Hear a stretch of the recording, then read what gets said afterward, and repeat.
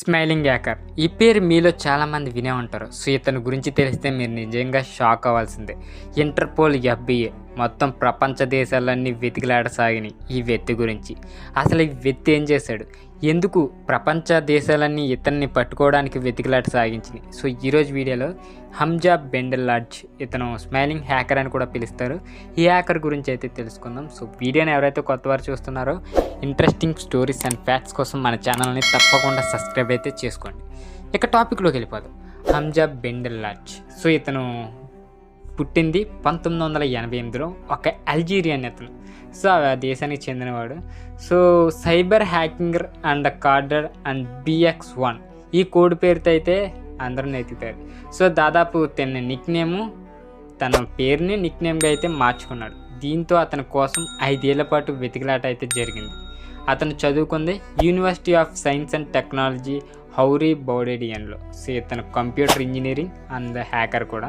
Spy I botnet అనే computer virus ద్వారా 200 కంటే ఎక్కువ అమెరికన్ యూరోపియన్లు ఆర్థిక నేరం అయితే చేశాడు.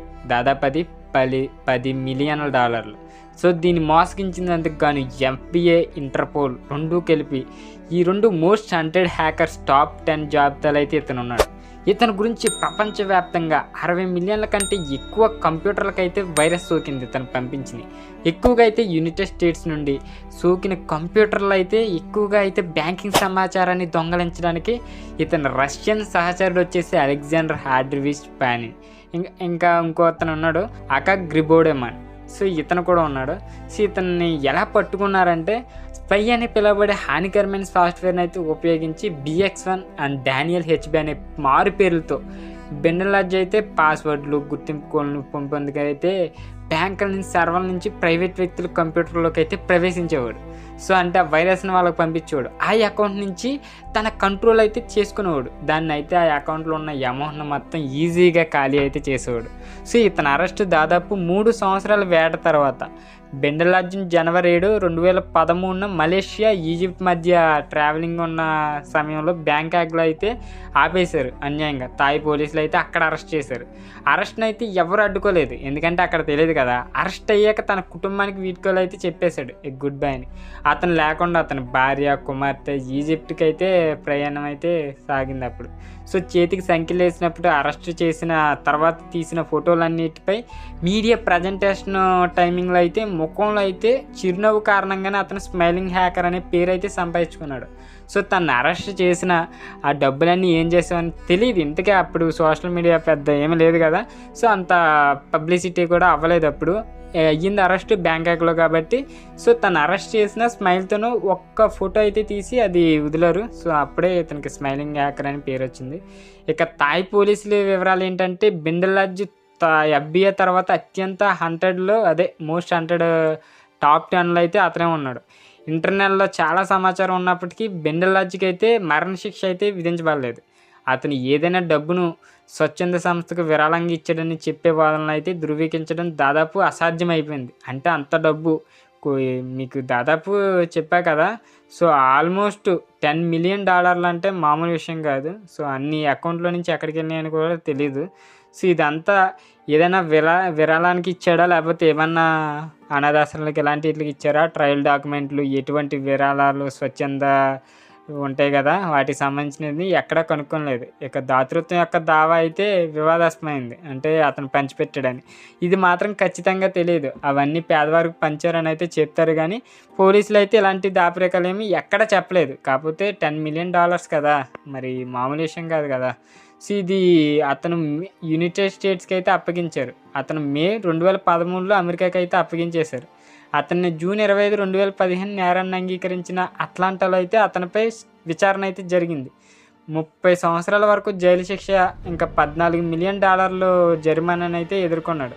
ఇక అతని సహచరుడు అలెగ్జాండర్ హార్డ్రివిచ్ పానిన్ చెప్పాం కదా. అతను జూలై 1, 2013 అట్లాంటా హార్ట్స్ఫీల్డ్ జాక్సన్ అంతర్జాతీయ విమానాశ్రయంలో అయితే అరెస్ట్ చేశారు అతను కూడా. సో జనవరి 2014 అట్లాంటా ఫెడరల్ కోర్టులో నేరాన్ని అయితే ఒప్పుకున్నాడు, మేమే చేసామని. సో ఇక సోషల్ నెట్వర్క్లో అయితే మద్దతు బాగా వచ్చింది. ఇంక సోషల్ మీడియా అన్ని అకౌంట్స్లో అప్పట్లో మద్దతు అనేది బాగా, అతని ఫోటో రిలీజ్ చేశాక ఇతన్ని ఆన్లైన్లో పుకార్లు అయితే బాగా వ్యాపించినాయి, ఎందుకంటే అతనికి మరణశిక్ష విధిస్తున్నారు, ఎలాగైనా చంపేస్తారని. సో అతని విడుదల కోసం అల్జీరియా విదేశీ వ్యవహారాల మంత్రిత్వ శాఖ ఉంటారు కదా, సో అధ్యక్షుడు అప్పుడు బరాక్ ఒబామా, అమెరికా అధ్యక్షుడు, అతను జోక్యం చేసుకోవాలని డిమాండ్ చేస్తూ ఒక పిటిషన్ అయితే ప్రారంభించబడింది. అప్పట్లో అల్జీరియాలోని యుఎస్ రాయబారి జోన్ ఏ పోలిక్ తన ట్విట్టర్లో అయితే కంప్యూటర్ నేరాలు మరణశిక్షతో కూడిన నేరాలు కావని చెప్పి మరణశిక్షను విధించబడవని అయితే రాశారు. ఒక పోస్ట్ అయితే పెట్టారు, అది చాలా వైరల్ అయితే అయింది. అది ట్రెండ్ మైక్రో యొక్క ఆపరేషన్ అరిడ్ వైపర్ పరిశోధనలో చూసినట్లుగా ఓడియో హ్యాక్ పాకిస్తాన్కి సంబంధించిన గత సంఘటనలకు లీక్లు అయితే వెల్లడిస్తాయి. సో అరిడ్ వైపర్ పాకిస్తాన్కు దానికైతే సంఘీభావం తెలిపింది ఇజ్రాయెల్ అండ్ కువైట్లోని ఉన్నత స్థాయి సంస్థలు కూడా లక్ష్యంగా చేసుకుంది. ఎందుకంటే ఇతని అమౌంట్ ఎక్కడికి వెళ్ళిందో తెలియదు కదా, చాలా స్వచ్ఛంద సంస్థలు అయితే తనకి మామూలుగా రాలే సోషల్ మీడియా ద్వారా. సో ఇతను పేదలకు పంచాడని చెప్పేసి కొన్ని అకౌంట్స్ కొంతమంది ఉంటారు కదా, వాళ్ళంతా తనకి సపోర్ట్ చేయడం స్టార్ట్ చేశారు. ఇక యునైటెడ్ స్టేట్స్లో నేరాపరణ అయితే చేశారు. ఇక బెండెల్లార్జ్ మే 2013 నుండి యునైటెడ్ స్టేట్స్లో జైల్లో ఉన్నాడు. ఇక యుఎస్ కోర్టు అతనికి ఏప్రిల్ 20, 2016 15 సంవత్సరాల జైలు శిక్ష అండ్ 3 సంవత్సరాలు ప్రొబేషన్ శిక్ష అయితే విధించింది. ఇక బెండెల్లార్జ్ ప్రస్తుతం Terminal Island Federal Bureau of ప్రిజన్స్లో నిర్వహించబడుతుంది. ఇది కనీస భద్రత సౌకర్యం అనే చెప్పొచ్చు, అంటే హై సెక్యూరిటీ ఉంటుంది అక్కడ. సో అతను రష్యన్ సహచరుడు పానిన్ 27, అతను అకా గ్రిబోడైమన్ ఉన్నాడు కదా, అతనికైతే 9 సంవత్సరాలు 6 నెలల శిక్ష అయితే విధించబడింది. ఇక వారి నివేదికలు అయితే United States Department of Justice పై ఈ వైరస్ సుమారుగా $1 బిలియన్, మిలియన్ కాదు $1 బిలియన్ దొంగలించిందని అంచనా వేసింది. ఇక 2010, 2012 మధ్య ప్రభావితమైన బ్యాంకులో ఈ మల్వేర్ వల్ల జరిగిన నష్టాన్ని సరిచేసాయి. అంటే అప్పుడు బ్యాంకులు మొత్తం అన్నిటిని లెక్కల అకౌంట్స్ ఎవరెవరు మిస్ అయినా మొత్తం అన్నీ సరిచేసి నష్టాన్ని అయితే మొత్తం భర్తీ చేసేసారు. ఇక బెండెల్లార్జ్ న్యాయవాది ఏమో కోర్టు నిర్ణయానికి వ్యతిరేకంగా అప్పీల్ చేయాలనుకున్నట్లయితే ప్రకటించేశారు, అప్పట్లో అనౌన్స్మెంట్ ఇచ్చారు. ఇక విడుదల ఎప్పుడు చేశారంటే యునైటెడ్ స్టేట్స్లోనే అతని శిక్షకాలం పూర్తయిన తర్వాత ప్రజల దృష్టి మరోసారి హంజా బెండెల్లార్జ్ వైపు అయితే మళ్ళింది.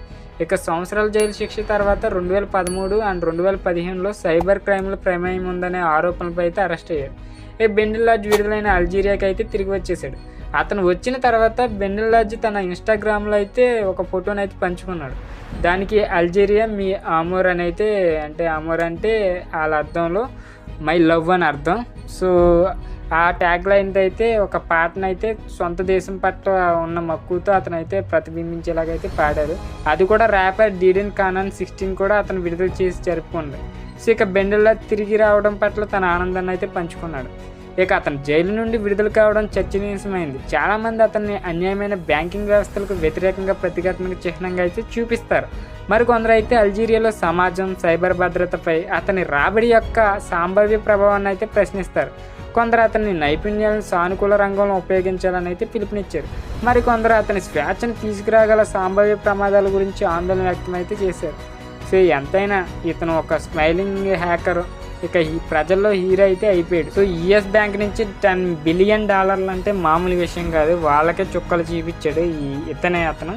సో అవన్నీ పేదలకు పంచాలని, లేకపోతే ఆ ప్రపంచ దేశాలకి డిస్ట్రిబ్యూషన్, అంటే వాళ్ళ కంట్రీకి సేవ చేసాడనే చెప్పి ఇక అతన్ని దేవుళ్ళ పూజించడం అయితే స్టార్ట్ చేశారు. సో అతనికి అయితే ఊరైతే వెళ్ళారు. ఇది స్మైలింగ్ హ్యాకర్ స్టోరీ. సో ఈ స్టోరీ నచ్చినట్లయితే తప్పకుండా లైక్ చేయండి. ఇలాంటి ఇంట్రెస్టింగ్ స్టోరీస్ అండ్ ఫ్యాక్ట్స్ కోసం మన ఛానల్ తప్పకుండా సబ్స్క్రైబ్ అయితే చేసుకోండి.